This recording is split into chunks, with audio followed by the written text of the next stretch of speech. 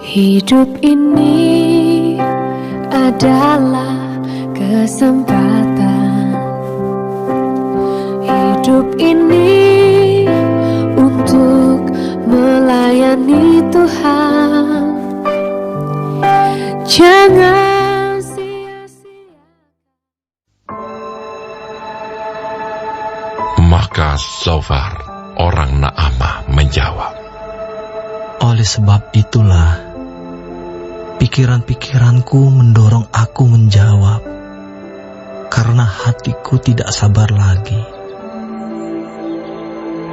Kudengar teguran yang menghina aku, tetapi yang menjawab aku ialah akal budi yang tidak berpengertian.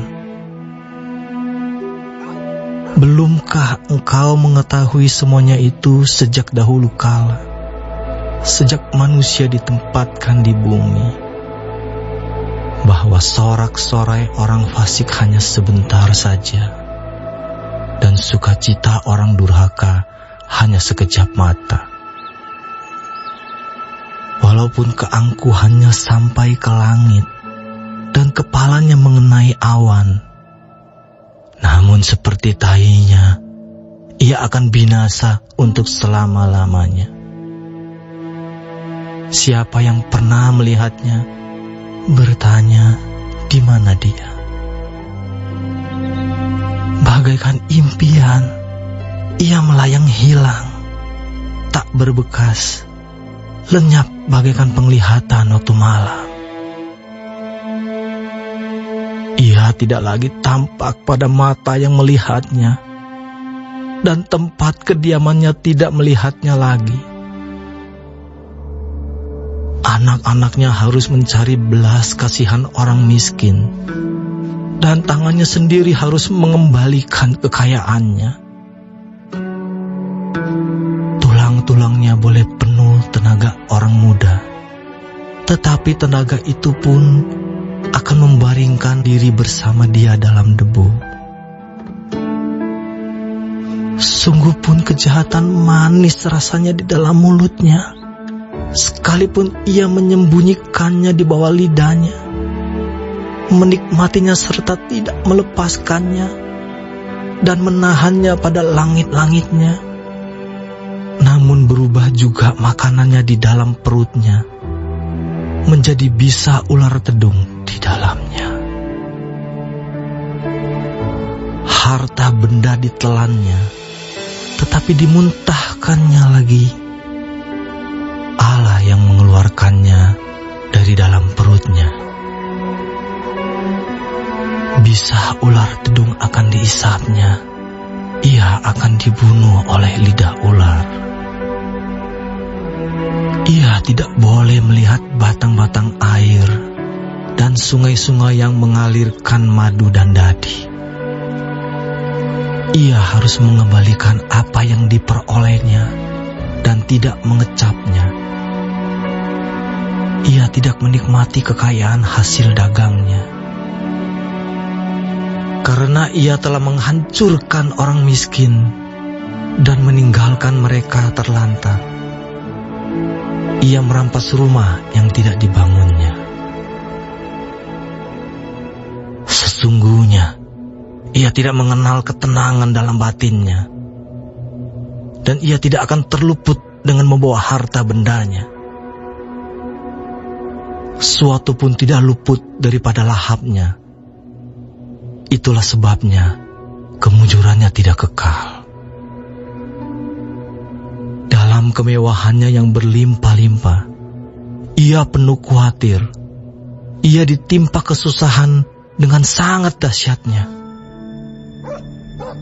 Untuk mengisi perutnya, Allah melepaskan ke atasnya murkanya yang menyala-nyala, dan menghujankan itu kepadanya sebagai makanannya. Ia dapat meluputkan diri terhadap senjata besi, namun panah tembaga menembus dia. Anak panah itu tercabut dan keluar dari punggungnya. Mata panah yang berkilat itu keluar dari empedunya. ia menjadi ngeri. Kegelapan semata-mata tersedia bagi dia. Api yang tidak ditiup memakan dia dan menghabiskan apa yang tersisa dalam kemahnya. Langit menyingkapkan kesalahannya dan bumi bangkit melawan dia. Hasil usahanya yang ada di rumahnya diangkut. Semuanya habis pada hari murkanya. Itulah ganjaran Allah bagi orang fasik, milik pusaka yang dijanjikan Allah kepadanya. Baik, sebelum mengakhiri firman Tuhan hari ini, kita sama-sama berdoa. Bapa kami yang di surga, dikuduskanlah namamu.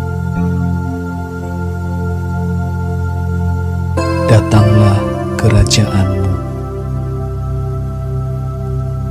Jadilah kehendakmu